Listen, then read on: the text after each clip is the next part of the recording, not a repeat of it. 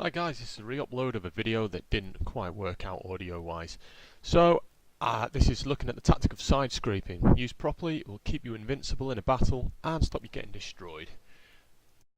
It's a great tactic because it means that you can be almost invulnerable, take a lot of punishment and then dish it out yourself, which gives you a much better chance of winning the game. So here we go with the basics of it then. As you can see, I've taken quite a bit of damage. I've got about 19 health out of 110 left. And this is what side scraping is. I'm really going to need it here.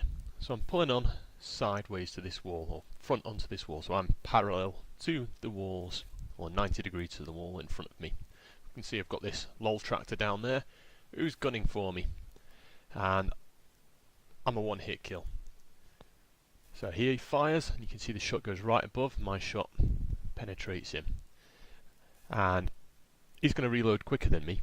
And he's going to take another shot, and this is what side scraping is. As you can see there, the shell hits my side armour and bounces back and hits the wall behind me. And this is because of the angle I've put my armour at. So he is shooting in at a very acute angle to my armour, and my armour is strong enough that all his shots will now just bounce off that armour. And there we go, there's another one. Hits the armour, and because of the way I've angled it, the shell hits there, bounces off and hits the wall. All in the meantime, I'm managing to shoot him and deal out damage to him. The idea is here I'm going to keep my front armour and any kind of flat surfaces to him hidden. So I'll also dodge back and forth, and there you go, he's dead now. You will have noticed as well that as those shells bounced off, they were flying with quite a bit of energy and they hit the wall and exploded behind. And yes, you can indeed kill people this way. If you luckily manage to bounce a shell off someone's armour, it will fly off them and then hit whoever's behind it. And I've killed people doing that before, not intentionally, but accidentally. And that's how, that can be quite useful, but it can also be a danger, because if someone's behind you and you get hit, it will hit your teammate as well.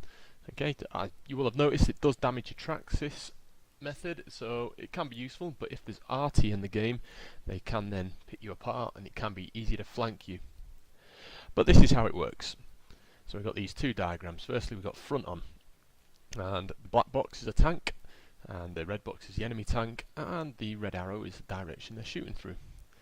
And the two different lines is supposed to show the thickness of the armour. Obviously the front armour should be thicker than the side armour. But when the bullet comes out, or the shell comes out of the enemy's gun, and I'll see if I can try and draw it for you. There we go, helps if I select the pencil. Okay. Comes in at 90 degrees there, perpendicular to your tank, your armour, 90 degrees, that's the angle. And at that angle, providing your armour is flat and not sloped armour, it's only got that distance there, in between there, to travel through. So as long as the shell's got greater penetration than that amount of armour, say 20 mils of armour, the shell will go through and penetrate your tank. And if we look on the other side, and here we go, we've got the tank, we've got building and cover, that blue box. My tank's now covering up the front armour, and the tank's shooting in at an angle to us. And this time, it's got to go through, essentially, a greater degree of armour. So the shell is more likely to hit you and ricochet off, which is what I tried to draw there.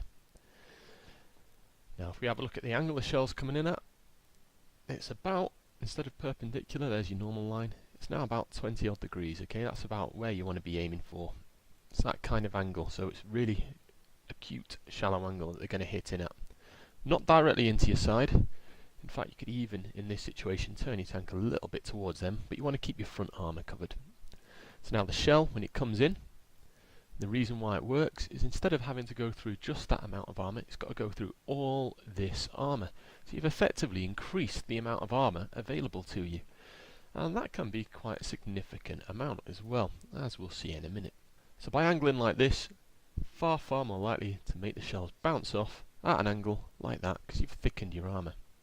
So here we go, here's a real example from a T-54. This is from Wikipedia, and it's drawn on the armour is 100 millimeters thick.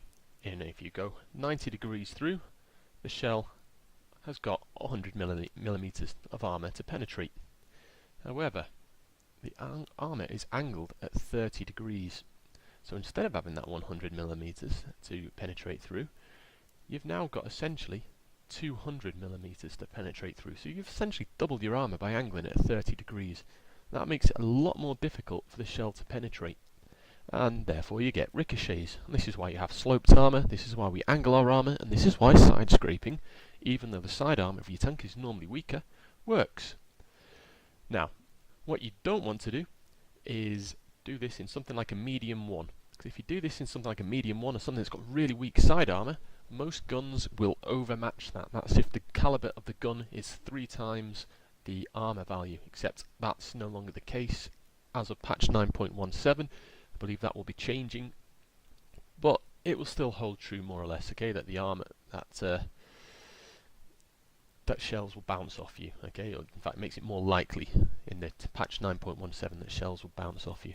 Anyway, I hope you enjoyed the video, so please remember to like, subscribe and share, and I'll see you next time.